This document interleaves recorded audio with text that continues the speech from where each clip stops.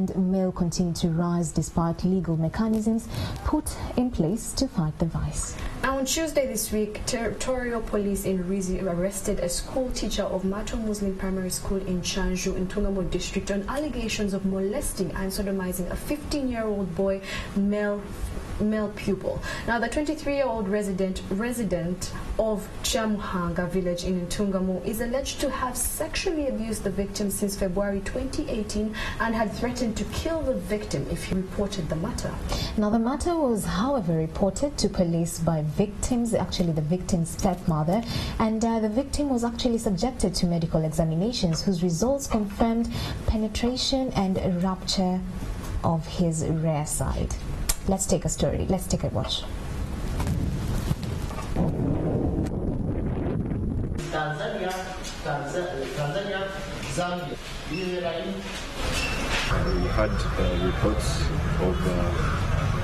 of sodomy being reported at Ntungamo CPS, and it is upon that a general inquiries file was opened at the region for the matter to be further investigated. And on that matter, the student who was abused, or is said to have been abused by his teacher, has since been taken for a medical checkup, and the results came out positive that he was abused. And still on that case, we have been able to arrest his teacher, Imam Sidais Iga, alias Kagame. Everybody sings. He practiced homosexuality between me and him. He used to cut me forcibly. He cut me forcibly, and I used it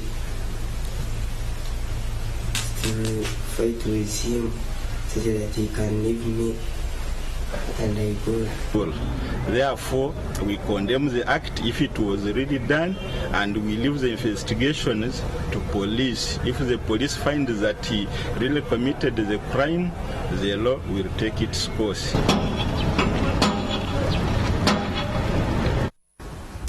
Quite a sad story right there. So this morning we seek an explanation for this upward trend and practical solutions to this problem. And so we are joined by Mr. Julius Chisembo, a women's rights activist from Action for Women in Development. Welcome to the show. Thank you. You know, as a parent, I feel such things should not happen in this century. I too. What's your take on this? Good morning, NTV, and our viewers, good morning. Like I've said, Chisembo Julius is my name, from ACFOD, Action for Development, a women's rights activist, and a resident of Chisota Zone, Chisasi. I send my greetings to the Chisasi Chisota people. I'm also the local LC1 chairperson of that zone.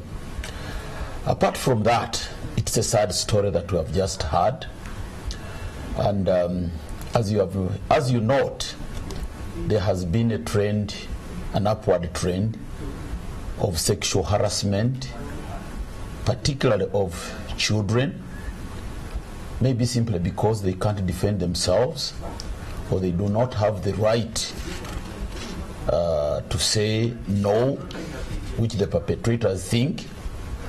But on the whole, I think it's also an increase in criminal activity, and I think it is done to intimidate, to defame, and to harass those innocent children that cannot vigorously defend themselves.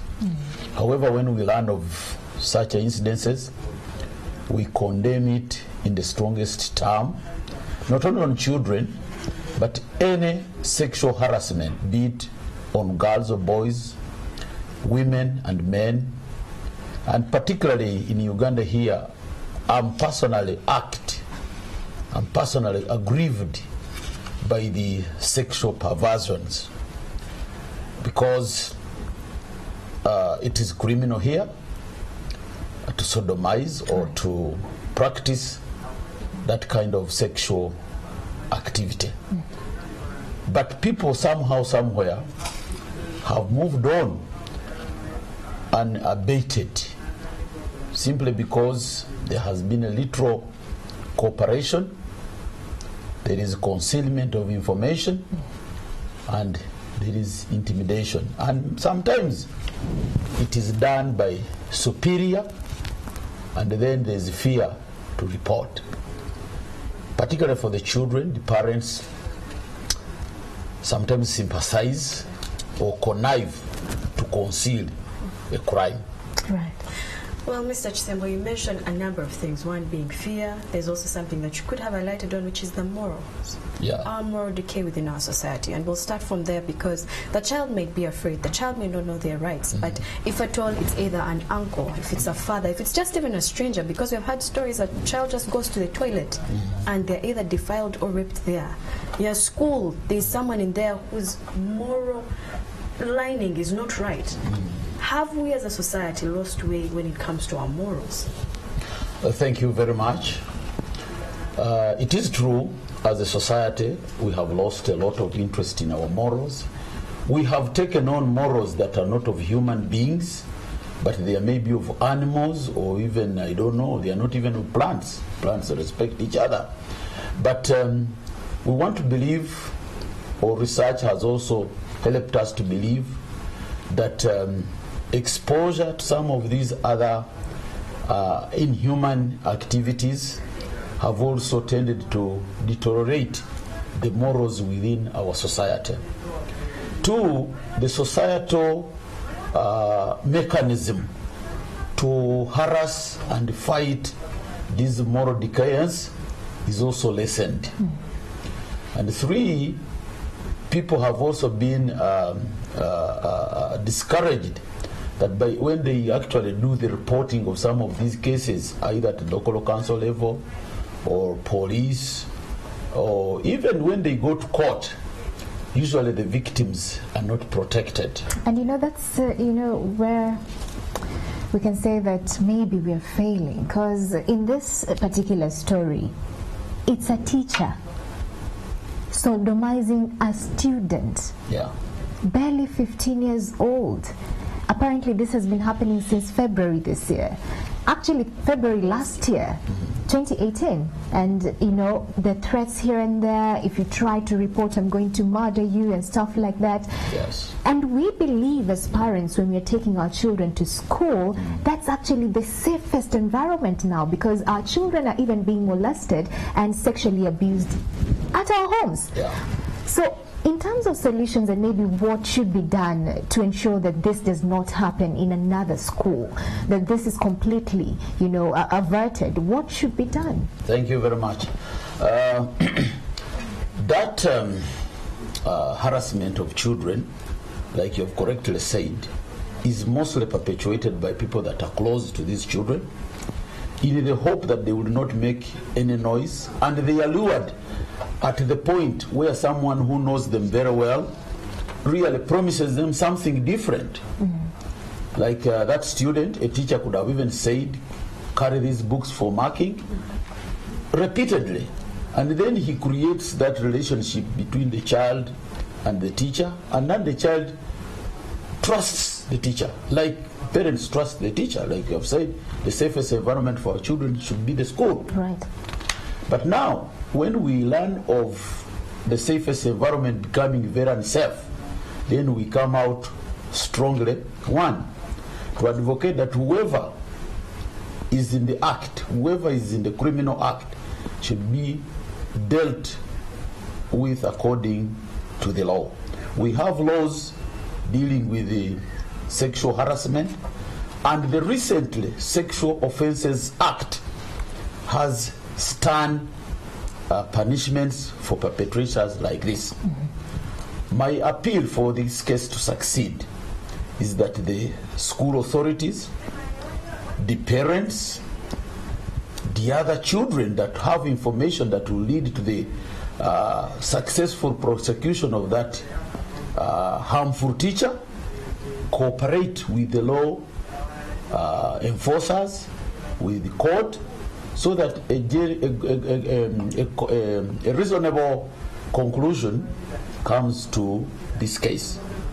We want to have a strong hand dealing with this teacher, including, not limited to, either suspension or even deregistering that kind of teachers from the education service, because the ethics and the standards of a teacher have all been abrogated. Well, Mr. Chisembo, we mentioned the teacher, we mentioned the child, but the parent. Now, in this case, for this boy, the stepmother is the one who noticed that there was something wrong with him. The vigilance of the parent, and also what the parent is telling the child, because if you have informed your child beforehand that your teacher should not be telling you to go to their staff house, your teacher should not be touching you this way, your uncle should not touch you this way. Yes. Where do we put the role of the parent? First of all, protecting the child from sexual abuse, and also being able to notice if something is not right with the child. Thank you very much. The law of human beings puts a parent as the first security person for a child. Your responsibility as a parent, as a mother, as a father, is to see your child grow unharassed, grow untortured, and the mind grows to that family setting where there is protection of the child. I want to thank that stepmom that made the report, but I'm also appealing to many parents that let's take another role of examining our children, what they do, how they behave at home, and follow these behaviors even at school. What are some of these behaviors, though? Because when, for instance, like that child, there could be, he could start being excluded from the work at home. He's no longer free to talk to anybody because he's guilty of something. He has been sodomized. He's not feeling comfortable to speak to the parents, so he tries to avoid the parents. He tries to avoid his friends. My interest with the parent should be, why is this child doing this? 2, can we also follow our children up to the school and find out, even from friends of my child at the school, how my child behaves at school, who he relates or she relates with, and how my child spends his other free time at school. 2, like you have said, I'll also expect parents to speak to their children, not to be lured into going outside the classroom. If it is the question of taking the books to the teachers, may we have more than one child escorting this child. Right. Maybe 2 or 3, they go, and when they go, whether it is entering a room, they all enter at once and do that activity. If it is dropping books, they drop the books. And 2, 3, I want also to implore parents to speak to their schools, particularly the administration, PTA, and teachers, those school management committees, that this business of our children carrying teachers' books, I think it's not the mandate of a child to carry exactly, because the books of a teacher. You know, because I would say that when it comes to that, space where your teacher has said, Rita, help me take these books to the staff room. I mean, as a student, you've been taught values of, you have to obey your teacher, and, if you don't obey such a teacher, you are prone to punishment and stuff like that. But you've pointed out a very important aspect. The PTA, the parents' associations, need to speak into the roles of the teachers and the roles of the students. How far should a student assist a teacher in certain things? Yes. Thank you very much. I also want to speak about teachers.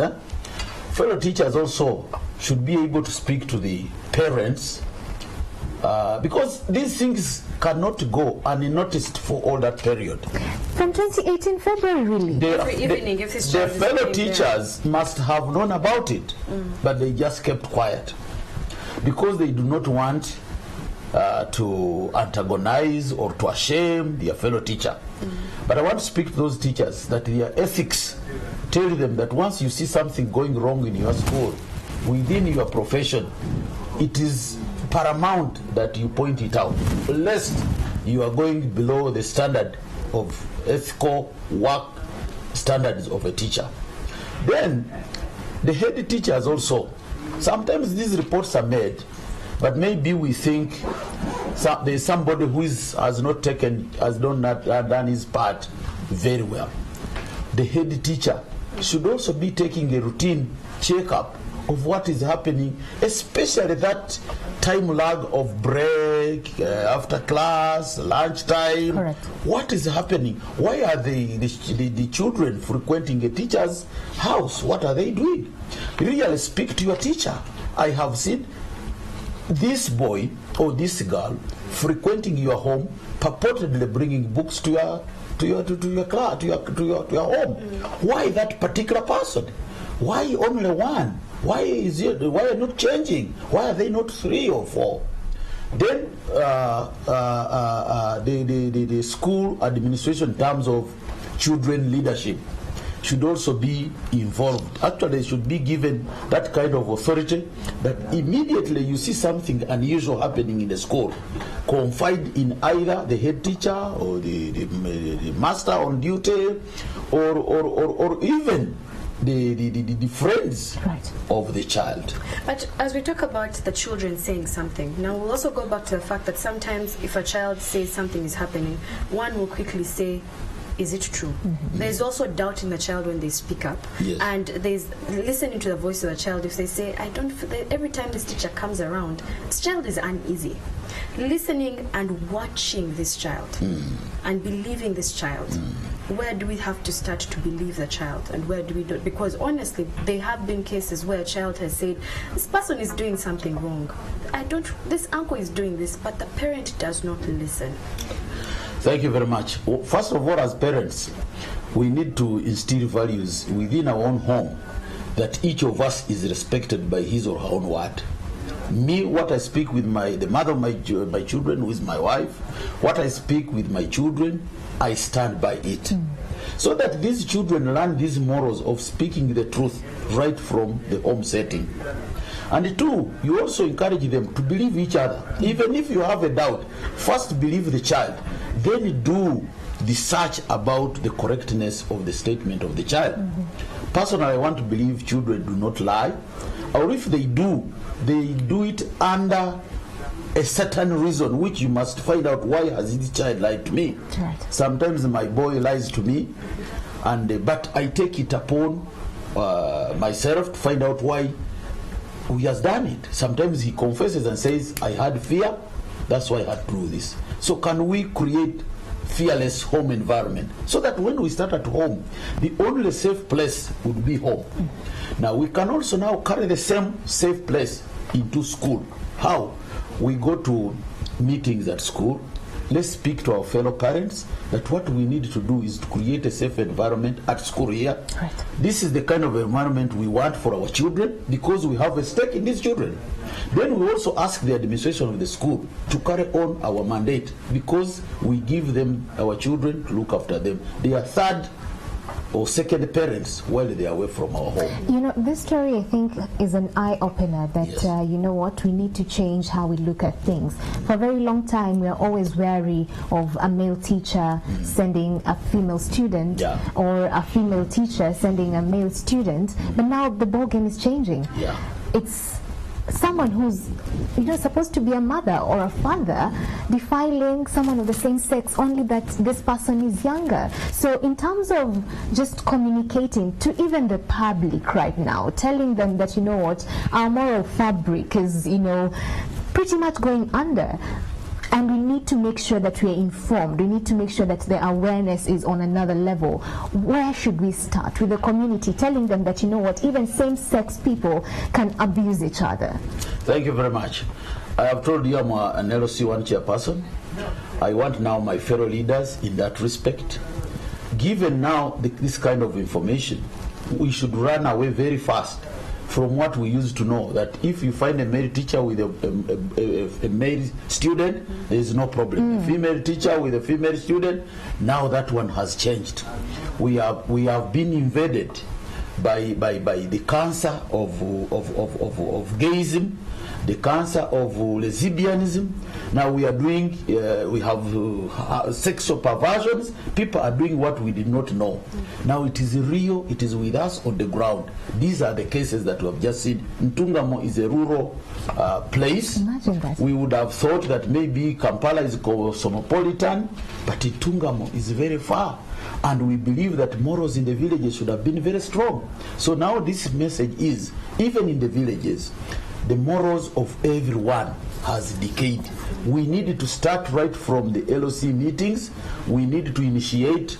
There is somebody who is responsible for children at the LOC 1. I think that's the vice chairperson. We need to increase our involvement when we sit our LOC meetings and speak, share with others how best parenting can be done for our children. What is the security of our children anywhere? Right. Because even they are being molested, they are being harassed, even in our own roofs, in our own homes. How safe is my child at my own home? We have even told them, we have told children that be suspicious of even your uncle or even your aunt. So because why are we doing this one? Because we have seen people who are doing these things are close to these children, and when they lure them, they do not have a resistance because they know this is the person I know. And if I said it, my father is going to hit me because this is his brother, this is his sister. Right. So fathers, mothers, leave the business of my sister, leave the business of my brother. A crime is a crime. It has been criminalized. Let's fight crime right from our homes, right from our communities, and then we move upwards. Well, as we do it within the communities, we have the police. Yeah. In a number of instances, what happens is that if this person seems to have more money, Yes. they get away with this. Yes. Or someone seems to disappear all of a sudden. Yeah. Following up, because what happens is if they do it here, even if they go to a park, they will still be able to do it there as well. Exactly. So wherever they choose to go, getting these people dealt with is very, very important. What would you tell the police? First of all, before I tell the police, let me tell the local council. Whoever you find that is new in your place, try to discover where this person came from. If that person told you that, you know, he came from my zone, and by one way or the other you can get a contact of the chairperson of my zone, speak to him about this kind of new arrangement. Because chairpersons or local leaders sometimes know this person has escaped because he has committed a crime in this place. Two, when we go to the police, we are working with the police. There's what we call a community liaison officer. Omupolisi n'omuntu wa bulijjo. We are so close and friendly to the CLOs. Let us discuss methodology and activities that we can do to safeguard the rights of our children, the lives of our children together. And then, like you have mentioned, that sometimes when we report the cases at the police, the culprits get away even before the complainant finishes making a statement. You make a statement, somebody maybe is arrested, but before you finish writing a statement, somebody is out, either is on bond or you are saying we are investigating. Right. There are some crimes we want to advocate that whenever they mention, it doesn't hurt the community for you to spend 2-3 days in custody as they investigate while you are away. Okay. Because when you investigate when this other person is on, he's likely to interfere with the investigation. We call now for the review of some laws, like now how much time a criminal spends in custody. Right. These crimes must be categorized because they are, even the sentences they are categorized. There are those for where you can be cautioned. There are those where you can pay fine. There are those where you can be in prison for lessons. We want to also to categorize the detention. Okay. That the gravity of the problem is the more time you will spend in detention because it requires more time to investigate it. And please, the police, I don't know whether it is true, but people have accused you that when you receive these cases, especially these ones, there is kuliko sente, that there is quite some bit of money. Please, can we forget about the bit of money and concentrate on protecting the rights of these children? All right. The money will come either from God or even from well-wishers. And such money actually is dirty money. Yes. All right, thank you so much, Mr. Julius Chisembo. He is a women's rights activist coming from Action for Women in Development right here in the country. Your views are important, so the hashtag is Morning at NTV. Keep them coming. Thank you so much for joining us this morning, sir. You're welcome. And we hope that the world becomes a safer place for our children, really. That's my hope. I will dream well when the world is safe. Right. And then when everybody is safe, beginning from my children, beginning from your children, and any other person. We want everybody safe in this world. All right. So we're taking a short commercial break, but Morning at NTV still continues. We are coming back with some business conversation.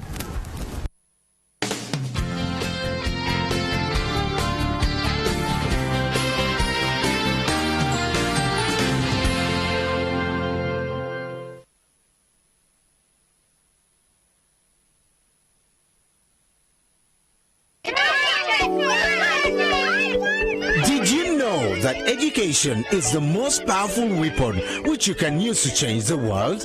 Well, Daily Monitor's Teaching and Learning magazine takes you through the essentials of education. Be the first to know.